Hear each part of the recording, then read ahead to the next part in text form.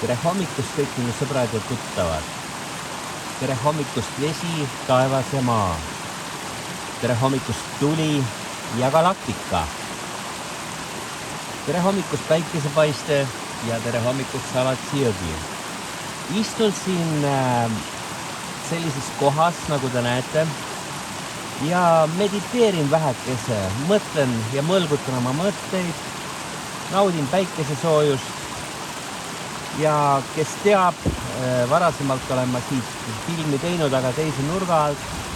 See on minu lemmikmeditatsiooni koht, siin on Feng Shui fenomen, üks väike jõgi voolab tal Salatsi jõele sisse ja istun siin vana veski varemete peal, kus on sadu aastaid tagasi juba välja valitud koht, kes siin inimesed elasid, Liivimaa, vaprad mehed ja naised. Ja see koht ei ole niisama juhuslik, see on väga teadlik inimeste poolt välja valitud koht. Ja miks ma seda praegust veel räägin, ma propageerin, et siin on nagu vaba krunt meil olemas, kuhu on võimalik ehitada siis üks igavene vinge elamine. Kes viitsib lapata, näeb minu Facebookis pilti, mis siin kunagi väga-väga ammu on olnud. Aga tegelikult ei tahtnud ma sellest rääkida. Ma tahtsin rääkida, või õigemini tahaksin rääkida mõttest, mis täna hommikul mind nagu eriti kummitas. Ja sellest mõttest, et ma tean, et 99,99% inimesi ei usu, et meid on peagi ootamas kollaps ülemaailmne sõna otseses mõttes ja see kollaps tuleb päris võimas ning see võib kesta orienteeruvalt 2 kuust kuni 4 kuuni. Mis tähendab seda, et valmistuge elektri ärakadumiseks, internet kaob ära. Ilmselt siis tekib mingisugune eriline selline erakorraline olukord, sest ma võin teile öelda, et Lätis algavad praegu sõjaväeõppused juba sellel nädalal või siis järgmisel nädalal nad kestavad vist nädal aega. Läti linnades siis nii-öelda eriväed ja siis kõik see Läti sõjaväe krempel hakkab tegema õppusi reaalselt. Milleks nad õppusi teevad, milleks nad valmistuvad, seda teevad vaid nemad ise. Aga seda tean ka mina. Ja ma ennustan, et need samad õppused umbes sama laadid tulevad ka Eestis nüüd lähiajal, sest Eesti, Läti, Leedu, nad on nagu särk ja perse, nii-öelda püksid ja särk, kes käivad üldiselt käsikäes.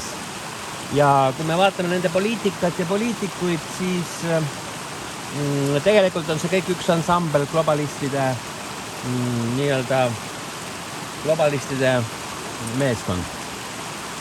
Ja siis tagasi tulles selle hommiku mõtte juurde, ma hakkasin mõtlema, et no okei, et kui elekter nagu ära kaob, et mis värk on, et kuidas siis sooja ja toitu ja värki, et noh, ökokülas meil on lihtne, meil on puuvarud, tikki on ainult vaja, võib ilma tikkudeta kuidagi seda lõket süüdata ilmselt. Aga mulle tuli meelde minu lapsepõlv. Ja ma hakkasin mõtlema, et minu esivanemad on kõik Lõuna-Eesti äärealadelt pärit juba sajandeid ja nad elasid kõik ilma elektrita ja nad elasidki ilma elektrita kuni 1980 kusagil või mingi arv oli seal 82 või kuna siis keskvalitsus suvatses kusagilt neile selle elektriliini tõmmata sinna talu juurde. Ja mul on väga hästi meeles oma lapsepõlv, kus elu käis looduse rütmis. Õhtul, kui pimedaks läks, süüdati see pirru tuli selles tattninas. Loomulikult kaasaegne põlvkond ei tea, mida see tattnina tähendab. Aga see oli see petroolilamp, mis andis sellist õdusat valgust. Õhtuti suitsusaunas käies, laupäeva õhtuti.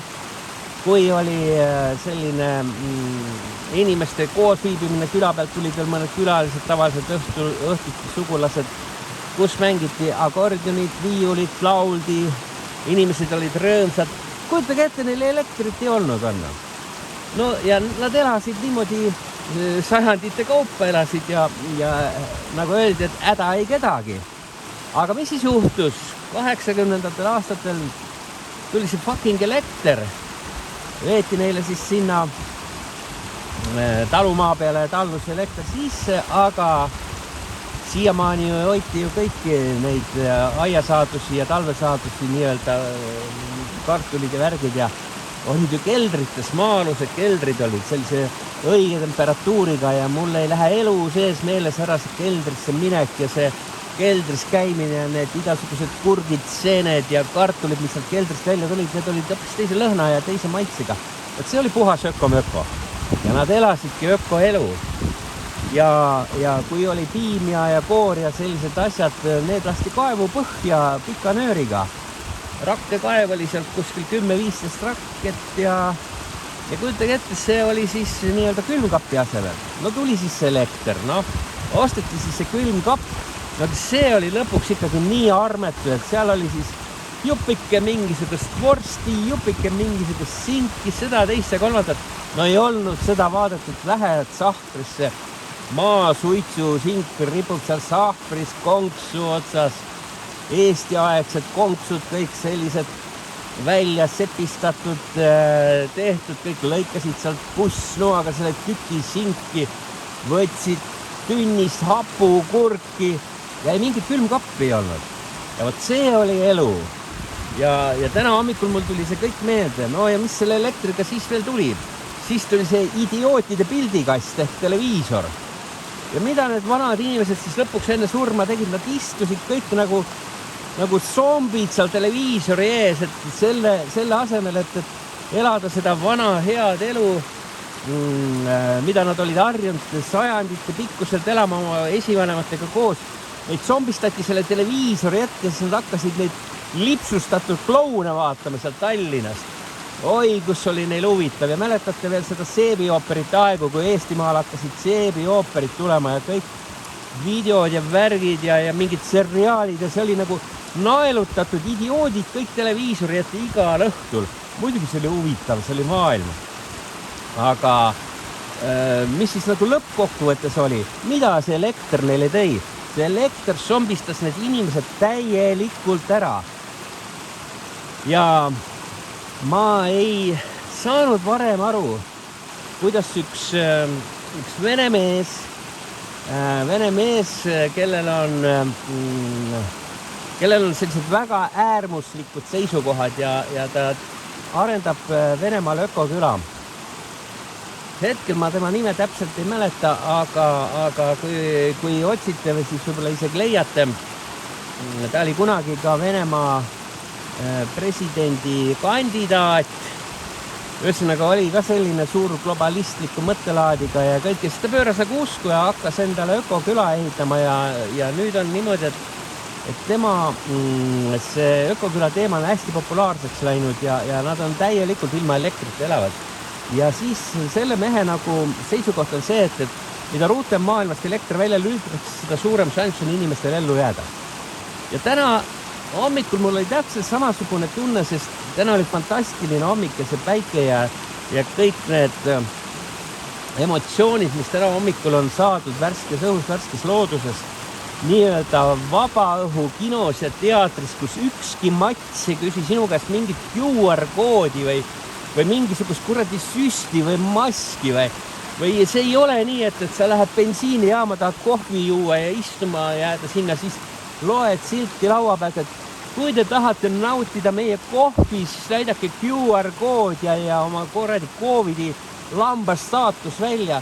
Saage inimesed aru, siin istun mina kivi peal on ja mul on kohvitass kõrval. Mul on loodus kõrval, mul ei ole elektrit siin praegu. Elekter muidugi on meil siin, aga hetkel ei ole.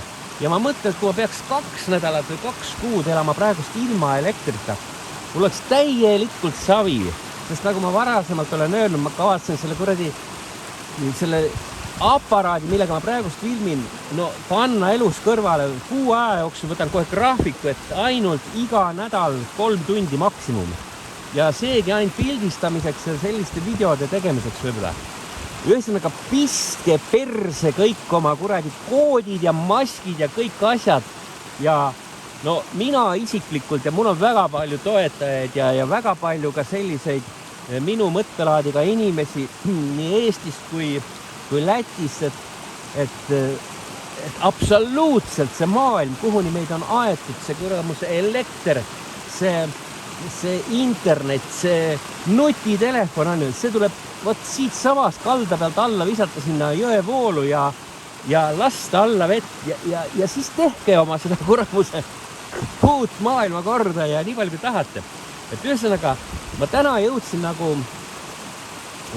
sellisele teadvuse tasandile, kus nagu varasemalt mul oli nagu kahtlus, et kas ikkagi on võimalus ilma elektrit elada ja kuidas on võimalus ja mida siis teha, aga täna hommikul Kosmose Galaktika andis mulle väga selge sõnumi, et see ongi ainus väljapääs, kuidas sellest hullusest eemale jääda, sest kui ei ole elektrit, siis ei saa ka nutitelefoni laadida, eks ju.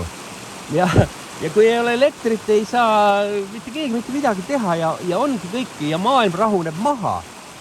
Kui ei ole elektrit, ei saa need kuravad, kes need on, need praegu Gestapo uued tervise omoonid, kes käivad mööda piirialasid ringi ja linnades igal pool, nad ei saa ise ka enda tehnikat laadida.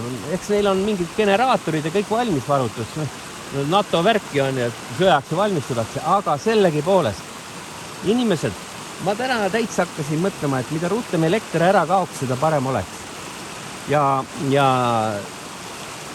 siin siis nüüd ütleme seda ökoküla kontseptsiooni arendades ja luues siis seda üldist pilti, et mis siin kunagi siis, või õigemini, mis siin praegust juba on ja tulevikus olema saab ja kes siia elama nagu tulevad ja tulevadki sellised inimesed, kes on nagu teaduse tasandil jõuavad selle uuele arusaamisele, et see, mis neid täna ümbritseb, et see on otse tee hukatusse kuristikku.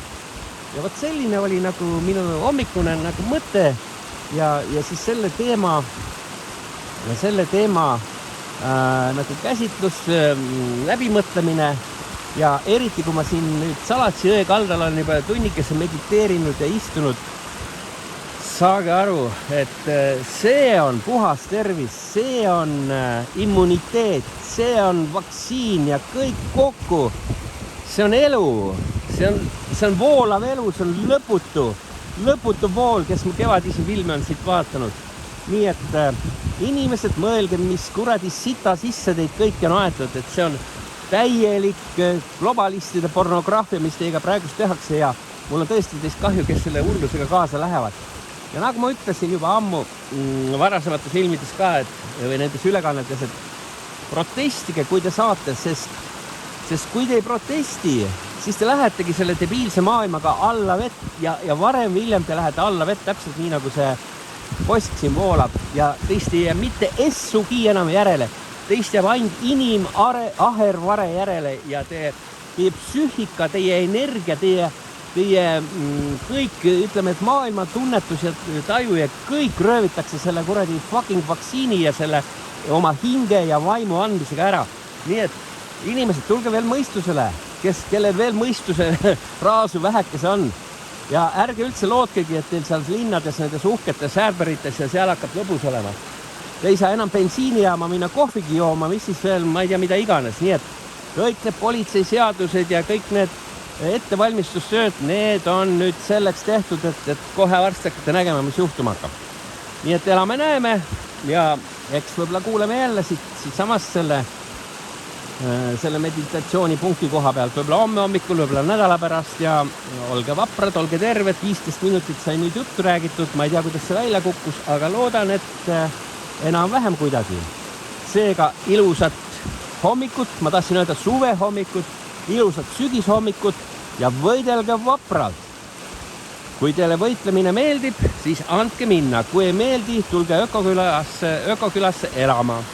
Ja praegust on veel võimalik tulla, sest meil käib maade jagamine, käib nagu nii-öelda uusasukate või asukate selekteerimine, sissevõtmine ja meil on siin väga selline midagi väga-väga teistmoodi kui tavaliselt. Ja see ongi see, kui tahate ellu jääda, siis mõelge ja mõelge ja mõelge veel kord. Aitäh teile lõpuni kuulamast ja vist ei olegi rohkem midagi öelda. Nii et kuulmiseni ja ilusat päeva!